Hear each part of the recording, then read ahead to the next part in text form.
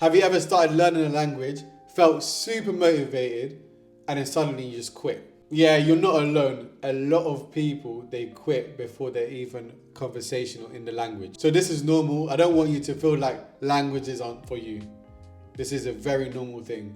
But let's figure out why this actually happens. At the beginning, motivation is high.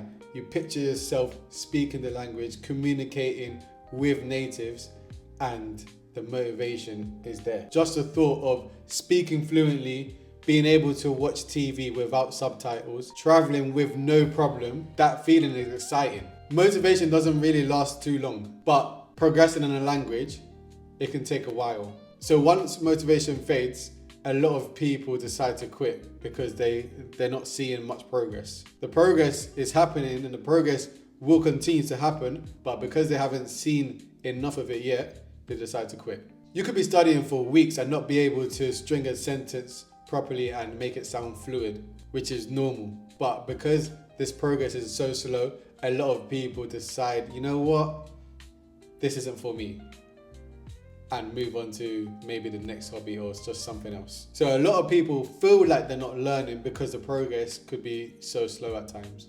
And this can cause people to lose motivation. Another thing is, a lot of people, they start off with, let's say, Duolingo or flashcards, and they stick to it. So they could be doing, I don't know, Duolingo, they have a 50-day streak, but still they're not able to string sentences across. They're not able to understand the language.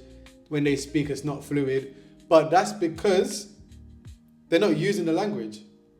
You're studying the language. A lot of people study, but they don't use the language. And for that reason, it just kind of seems pointless because they're not seeing progress. So that's another reason why people quit. A lot of people, they'll do these apps, but they wouldn't listen to the language. Like, for example, podcasts or music. A lot of people don't interact with the language. They don't speak the language. So they don't watch TV shows, they don't immerse themselves, and they kind of wonder why they're not able to speak the language. But it's mainly because they're not putting themselves out there. They're not immersing themselves. And that's the main thing, immersion. You have to pretend that you're in the country. Pretend that you're in the country and that you have no choice but to speak the language. If you do that, then you will be at a point where you're forced to speak the language and you just keep improving there because, like I said, there's no choice. One thing I learned from my experiences of learning languages, and I would say especially French, is that for me, I kind of waited until I felt ready to speak the language. But one thing I learned is that you're never ready to speak. You just have to start speaking from early. And it's the fear. You have to beat the fear of looking and feeling stupid, and learn that people don't really care. You think that when you speak to someone that is from your target language, you think that they will judge you because you're not speaking properly, it's not fluid, you may mispronounce some words, but they don't care. A lot of them actually, they feel honored and they feel proud that you're trying to speak their language. A lot of people are patient and they will allow you to speak and get your words across. If you wait until you feel ready, if anything, it gets harder, I think. I think it gets harder. You'll get to a point where you can understand quite a bit, but when it comes time to speak, you just freeze. You don't know what to say next. Another thing is that, this kind of applies for any goal that you make. You need to make the goal clear, not just, I want to learn Spanish, I want to learn French. It has to be, I want to be, I don't know, maybe a B2 in French, or I want to be able to hold an hour conversation in Portuguese. Now you have something to look forward to. You have a clear goal. You know exactly where you want to be, and that way you can do whatever you need to do to be able to reach that goal.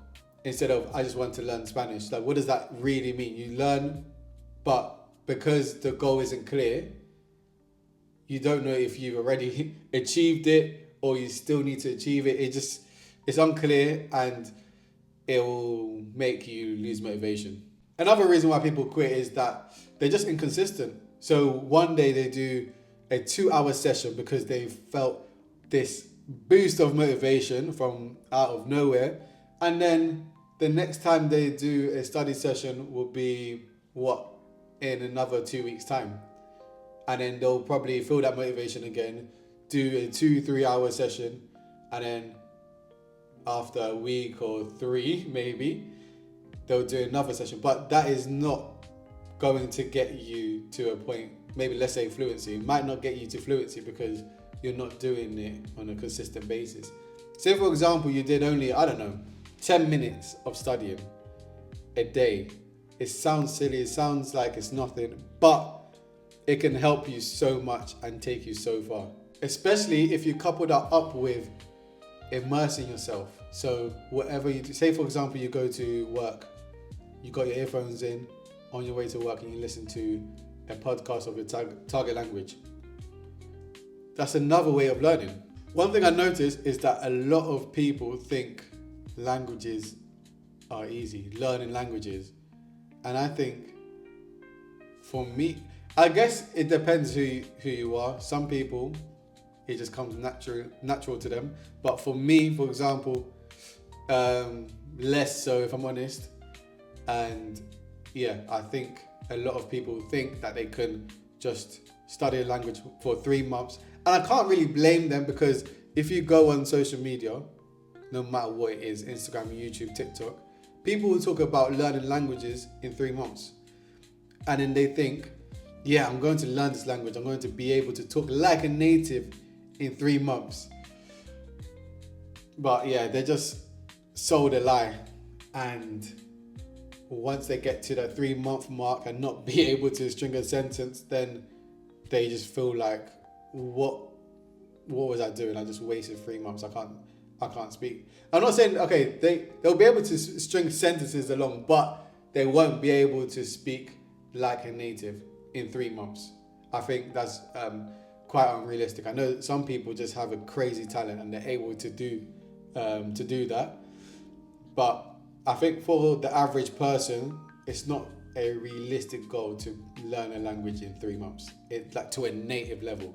So a lot of people just have to learn that it's a difficult process. It's difficult. Learning languages is difficult, but it's very rewarding. So I've been reading a book called Atomic Habits. I'm sure that you've heard of that before. And in that book, it was talking about how to form a habit, how to stick to habit. Like that's what it's about. It's how to stick to habits and how to stay consistent. And in that book, it was saying that the hardest part of staying consistent is going through the boring stage. And a lot of people, after the motivation fades, then they get hit with a phase where they feel kind of bored of the, let's say in this case, of the language or of any habit. And the thing that kind of differentiates professionals and amateurs is the professionals are able to fall in love with boredom.